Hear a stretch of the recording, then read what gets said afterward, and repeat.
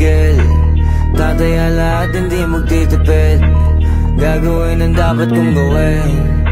Alam ko na magagawa ko rin. Balang araw maging icon. Gusto ko kagaya ko si Idol. Mala Michael Jordan nung ma-high score.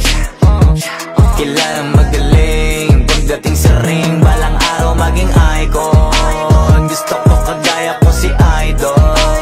Kaya yung tiyaga ko tina times 4. Rat-rat lagi parang rifle.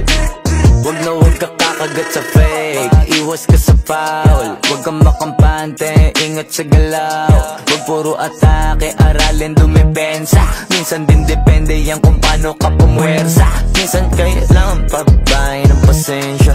Isa yan sa mga pangunahing diferensya. Pag natambakan ka na doon ka mag-apit. Pero pag nakalaman ka na nakakampante, sana kuha mo yung punto. Mula simula hanggang sa dulo. Dapat isagad mo yung laro mo. Dapat lagi nakatuto kada minuto. Balang araw maging icon. Gusto ko kagaya ko si Idol. Mala Michael Jordan nung ma-high score. Kilalang magaling pagdating sa ring. Balang araw maging icon. Gusto ko kagaya ko si Idol. Kaya yung tiyaga ko tina times 4. Rat-rat lagi parang rifle. Kasama na sa laro, natural lang madapa, natural lang matalisod, natural mabutata.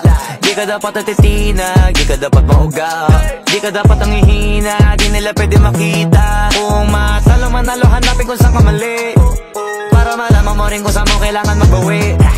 Yung pinakamagaling na ikaw, paano palabasin?